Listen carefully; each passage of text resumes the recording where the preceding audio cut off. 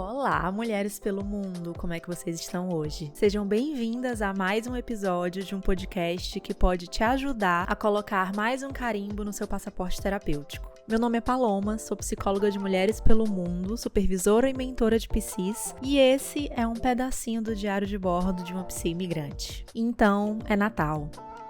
Tenho certeza que você continua a frase dizendo "e o que você fez?". E se você não tiver pego a referência, não, é impossível você não ter pego a referência. Mas então, realmente estamos adentrando a época natalina, como você pode bem ver. A cidade está enfeitada, talvez a sua casa já esteja enfeitada. Para onde se olha, é Natal. Mas como que isso bate aí dentro? Então, bora pro papo de hoje? Olha, vamos começar fazendo alguns esclarecimentos. Quando eu falo aqui sobre o significado afetivo e simbólico do Natal, eu não me refiro à religião ou o significado religioso, tá? Eu sei que não é todo mundo que celebra Natal, tem uma grande variedade aí de simbolismos religiosos diferentes para o Natal ou para essa época do ano, mas sempre que eu falar sobre o simbolismo do Natal, eu vou estar falando do lugar afetivo que ele ocupa dentro de você. E sim, é uma época sensível para muitas pessoas. Pessoas enlutadas, pessoas que têm relações familiares fragilizadas e, claro, pessoas que moram longe do seu lugar de origem ou da sua família. E por quê? Bem, para adentrar nisso, eu vou te fazer algumas perguntas e aí você responde mentalmente. Quando você pensa em Natal, na noite do Natal, o que vem à sua cabeça? Qual é a sua história com o Natal? Onde você costumava passar os natais? Bem, eu vou contar um pouquinho para vocês como que é a minha história com o Natal e qual o lugar afetivo que ele ocupa dentro da minha história. Quando eu era criança, nas férias de final de ano, eu ia para casa da minha avó, do Piauí, e iam quase todos os primos para lá também, e aí virava uma grande colônia de férias. Diga-se de passagem, minha avó teve aí, acho que uns 10 filhos, tá? Pra vocês terem noção do tamanho da minha família materna. É gigante. Então, quando chegava a época do Natal, eu acompanhava muito de perto as minhas tias comprando os presentes, embrulhando, fazendo as comidas, organizando a noite de Natal, a ceia, enfim. E eu amava a noite de Natal porque minhas tias sempre faziam questão de organizar brincadeiras, amigo secreto, amigo da onça, dinâmicas, e sempre tinha presente. E essa tradição foi durante a minha vida inteira. Quase todos os natais, até a minha fase adulta, eu passei com a minha família materna. Então, vocês podem imaginar que o Natal, e mais especificamente a noite do Natal, me traz uma nostalgia gigantesca, né? Tem um significado afetivo muito forte para mim, porque tá muito relacionado à minha história, à minha infância, à minha adolescência, à minha família. E olha, esse vai ser o meu 5º Natal longe da minha família, morando aqui em Portugal. E eu queria muito dizer para vocês que a gente acaba se acostumando, sabe? E que deixa de sentir falta. Mas não tem como eu dizer isso se eu mesma nunca me acostumei ou nunca deixou de fazer falta pra mim. Eu já tô bem mais adaptada, claro. Mas sim, eu sinto muita falta das tradições da minha família, daquelas noites de Natal, daquelas reuniões familiares. Mas ao mesmo tempo, eu entendo que eu sinto falta do lugar afetivo que a celebração de Natal ocupa dentro de mim. Um pouco como um resgate da Paloma criança e do significado que foi sendo construído a partir da Paloma criança e das vivências que ela teve, não apenas como criança, mas de todo o desenvolvimento ali da infância, adolescência e vida adulta. Então, entende como a celebração do Natal, a noite do Natal, fez muito parte da minha história de vida, da construção do significado de Natal dentro de mim? Mas a gente envelhece, né? A gente se distancia, mesmo que fisicamente ou geograficamente. E isso é a vida acontecendo. E no ir e vir da vida adulta, a gente vai vivendo outras coisas de Natal. O Natal com a nova família, com amigos ou até sozinha. A gente vai se abrindo para novas tradições, novos costumes. Mas esse simbolismo afetivo do Brasil Mas esse simbolismo afetivo do Natal, que geralmente, né, tem muito a ver com celebrações familiares, pode evocar sentimentos muito complexos na vida migrante. Pode ser um período muito fértil para sentimentos como a culpa de estar longe, a saudade misturada com a tristeza, com a nostalgia, ou a angústia por vivenciar novas tradições diferentes do que você gostaria de viver. E talvez até uma ansiedade por passar o Natal sozinha, ou por passar o Natal com pessoas que você não conhece muito bem ou que acabou de conhecer. É complexo. Mas quando a gente fala de emoções, a gente fala de reações da nossa mente frente às situações que acontecem com a gente. Reações que não temos o controle. Então, só nos resta sentir.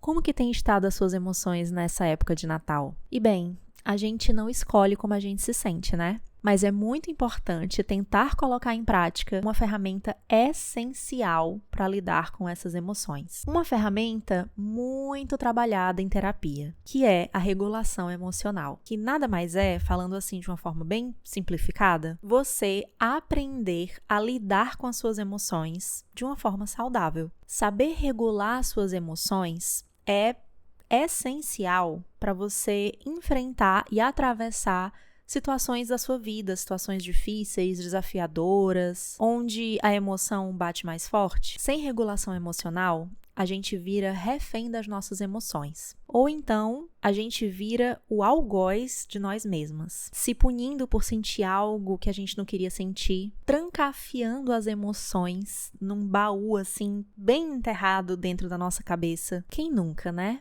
Quem nunca tentou varrer as emoções desconfortáveis para debaixo do tapete? Só que spoiler, nada disso funciona. Não quero ser portadora de más notícias, porém, essas emoções que você juntou aí embaixo do tapete, minha amiga, você vai tropeçar nelas e vai ficar insustentável lidar com esse monte de poeira escondida embaixo do seu tapete. Eu já ouvi muita gente dizendo que eu senti uma raiva, eu senti uma tristeza, mas aí eu engoli e segui em frente. Mas para onde que você acha que vai essa emoção quando você engole ela? Ela não vai embora só porque você tá ali fingindo que ela não existe. Essas emoções vão se acumulando, e quando você viu, virou sintoma. Quando você percebeu, essas emoções que você engoliu em seco viraram uma dor de barriga, uma dor no peito, uma gastrite. Tá se identificando? Pois é, para você se identificar mesmo. Mas então, como lidar com essas emoções desafiadoras na época natalina? Bem, bora tentar colocar em prática algumas coisinhas? Bora tentar validar e acolher as suas emoções? Calma, eu te explico. Bora não julgar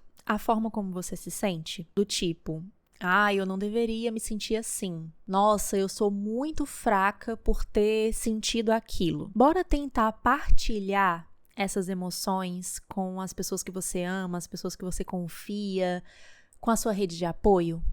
Mas é besteira, eu não devia alugar ninguém para falar sobre isso. Pera, vamos voltar para o primeiro ponto de não julgar as suas emoções. Não é besteira se você sente. Se dói aí dentro. As nossas emoções, elas também servem para nos mandar mensagens, para nos comunicar alguma coisa, às vezes sobre as nossas necessidades. E a gente só vai saber ouvi-las se a gente souber falar sobre elas. Nem que seja simplesmente nomeá-las. Nomeie as suas emoções. Parece algo muito básico, né? Muito pequeno. Mas, gente, dar nome às suas emoções, identificá-las pelo nome, é um dos primeiros passos para você identificar o que está acontecendo dentro de você. Porque, olha, o que eu recebo no meu consultório em terapia de pessoas que sentem coisas que não conseguem nomear, não sabem o que é raiva, não sabem o que é tristeza, o que é angústia, o que é ansiedade. E aí, ao invés de lidar com as emoções, de aprender a ouvi-las,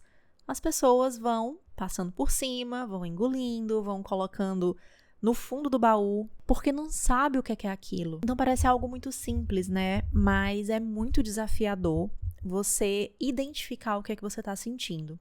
Porque na hora que você está sentindo, você sente no corpo, você sente uma desorganização, uma mente confusa. Então, aprender a nomear suas emoções é crucial para que você converse com elas. Identifica essa coisa no peito, esse nó na garganta. É tristeza? É ansiedade? É raiva? Bora, mulher, identifique isso daí. Até porque a gente só consegue se relacionar com alguém de forma saudável, sabendo o nome de quem a gente quer se relacionar, né? Ou vai dizer que você vai ter uma conversa assertiva com alguém se você não souber o nome dela. Se você não conseguir entender o que ela tá te dizendo. Isso vale para as emoções também. Então, se a época de Natal evoca sentimentos difíceis em você, você não tá sozinha. Mas bora cuidar dessas emoções pra gente conseguir construir ou reconstruir um Natal dentro da sua realidade, dentro do aqui e agora, onde você tá, com as ferramentas que você tem. E dentro disso, eu acho que é importante falar também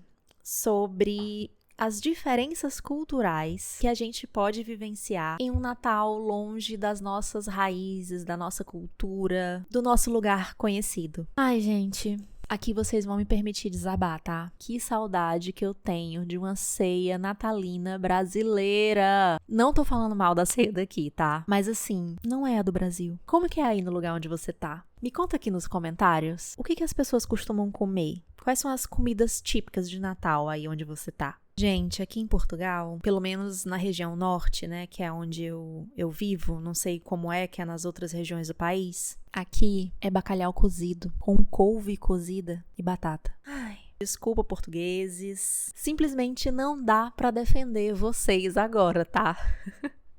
Calma, brincadeiras à parte. Eu sei que tudo é uma questão de costume e de cultura, né? Pra eles, não faz o menor sentido comer peru assado no Natal. E é isso, sabe? Não existe o certo e o errado, o aceitável e o não aceitável. Existem diferenças culturais. E quando a gente migra, a gente tá ciente de que a gente vai passar por choque cultural, por diferenças. Hoje eu tô bem imersa no Natal português, porque o meu companheiro é português e aí a gente tem passado os natais com a família dele. Mas assim, na família dele eu sou muito bem recebida, muito mesmo. Todo mundo faz de tudo pra eu me sentir em casa. Mas assim, fica um vazio no peito, sabe? E não só o vazio da saudade da família, da saudade das tradições, como eu comecei aqui falando, mas também a saudade e a falta que faz até a comida. Porque comida tem tudo a ver com raiz, com cultura. Eu tenho certeza que quando você come alguma comida típica do seu lugar de origem,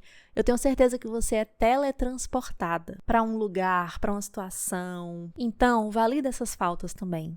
Valida a falta que você sente da comida, às vezes até do clima, porque no Brasil a gente vive o Natal no calorzinho. E talvez ali no feriado de Natal você tinha o costume de ir à praia, de fazer alguma coisa ao ar livre. Então, tudo isso são diferenças. Então, valida esse incômodo da falta de conexão com as suas raízes, da falta de conexão com a sua cultura, com seus costumes. Como eu falei, né? A celebração do Natal, ele tem um lugar afetivo e simbólico dentro da gente que vai muito além do significado da data, vai muito além do mês de dezembro. Tem um significado afetivo porque provavelmente fez parte da sua história, provavelmente fez parte da história da sua família. E aí imagina algo sendo construído ao longo dos anos, dentro da sua cultura, dentro do que é conhecido para você, e aí agora você vive algo diferente. Isso é um choque cultural que a gente precisa validar,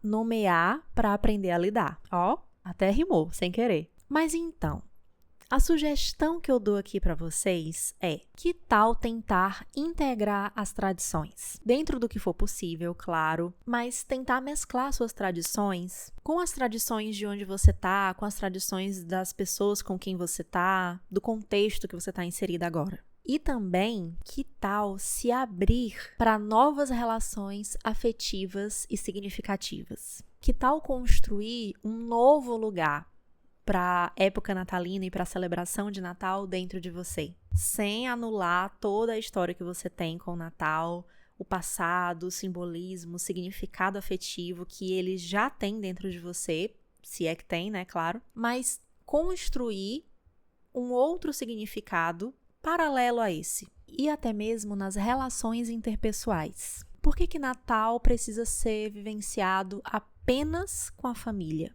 Olha, nos meus primeiros natais aqui em Portugal, eu passei com amigos que eu conheci, aqui. Então a gente se reunia e cada um levava um prato. E aí na noite, a gente jantava e fazia brincadeiras, fazia amigo secreto. Enfim, a gente ia construindo ali em cima da tradição que cada um tinha, porque quando você sai do Brasil, você acaba conhecendo brasileiros de todo lugar do Brasil. Então, acaba que cada um tem uma tradição diferente, às vezes. Esses encontros natalinos com os meus amigos, gente, era muito maravilhoso. E naqueles momentos, eu sempre refletia o seguinte: é possível ter outras famílias, outros tipos de família. Famílias e relações que não precisam substituir umas às outras. Não é porque você está construindo novos vínculos e que esses novos vínculos têm um lugar de afeto semelhante ao afeto que você sente com a sua família, que esses novos vínculos vão substituir as suas relações familiares,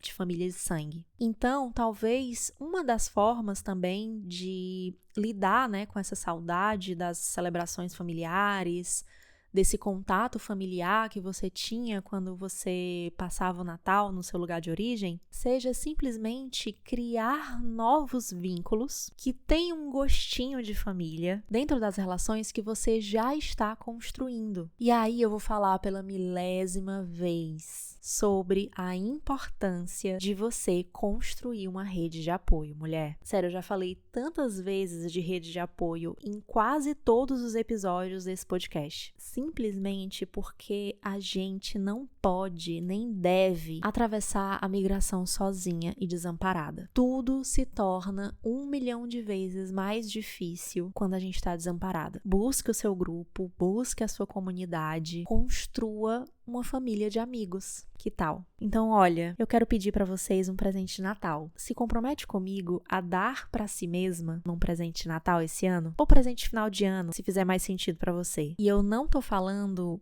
especificamente de coisas materiais, mas eu gostaria que nesse Natal vocês se dessem oportunidades. Oportunidade de fazer algo novo, oportunidade de começar uma atividade nova, oportunidade de conhecer novas pessoas, de expandir a sua rede de apoio, oportunidade, quem sabe, de celebrar o Natal ou o final de ano com um grupo de amigas, caso você esteja sozinha, ou a oportunidade de se sentir amparada nesse Natal. Que tal? E aí você comenta aqui nesse episódio com um emoji de presentinho, para eu saber que você entendeu o recado e que você vai se comprometer a se presentear. Então é isso. Esse foi um pedacinho do diário de bordo de uma psi imigrante. Compartilhe aqui nos comentários como que você costuma se sentir no Natal. E se quiser me acompanhar no Instagram, no @psipalomacastro, lá eu compartilho muita coisa sobre saúde mental nessa jornada imigrante. E também compartilhe este podcast com quem mais precisar carimbar o seu passaporte terapêutico. Até a próxima e Feliz Natal!